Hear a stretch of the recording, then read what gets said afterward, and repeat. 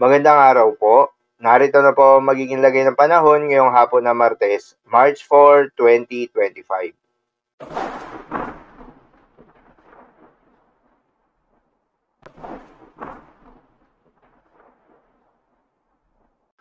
Sa kasalukuyan na tayo sa pag-asa, easterlies o yung mainit na hangin galing sa may silangan ang patuloy na nakakaapekto sa buong bahagi ng bansa dahil dito ay asahan yung maulap na kalangitan na may kalat-kalat na mga pagulan at thunderstorms, particular na sa may eastern section ng ating bansa.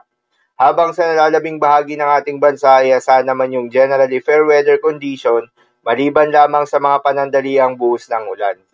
Magandang balita naman dahil ayon sa pag-asa ay wala pa rin tayong binabantayan na low pressure area o bagyo sa loob o malapit sa Philippine Area of Responsibility na maring makaapekto sa ating bansa hanggang sa susunod na 5 araw. Ngunit maging handa pa rin tayo dahil maaring wala o merong isang bagyo ang posibleng mabuo o pumasok ng Philippine Area of Responsibility ngayong buwan ng Marso. At ang bagyong ito ay posibleng tahakin ng Visayas o Mindanao area patungo sa may Palawan area o posible naman na mag-recurve at maging malayo sa anumang bahagi ng ating kalupaan. At dahil nga sa epekto nitong easterlies, asahan ngayong araw sa may Bicol Region, Caraga, Quezon, Marinduque, Romblon, Northern Samar, Eastern Samar, Leyte, Southern Leyte at Davao Oriental ang maulap na kalangitan na may kalat-kalat na mga pagulan at thunderstorms. Posible ang mga pagbaha o pagguho ng lupa dahil sa katamtaman hanggang sa kung minsan ay malakas na pagulan.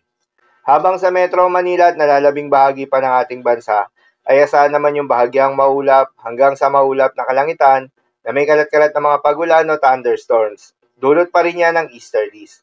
Posible rin na mga pagbaha o pagguho ng lupa during severe thunderstorms. Madalas, nabobo ang mga thunderstorms na ito tuwing hapon o gabi na nagtatagal ng 1 hanggang 2 oras.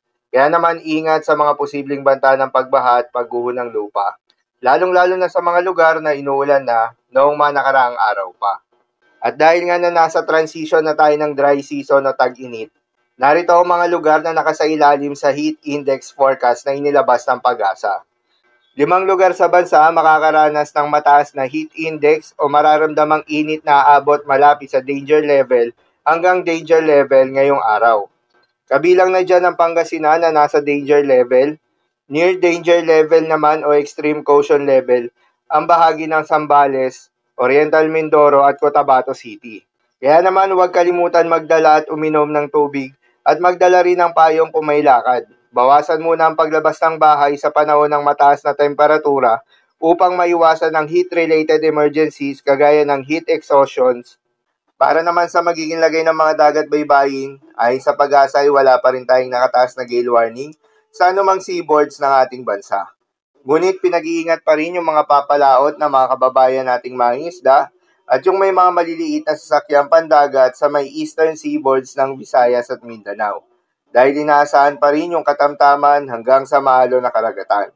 At sa nalalabing seaboards nga ng ating bansa, ay asahan naman yung banayad hanggang sa katamtaman ng mga pag-alon.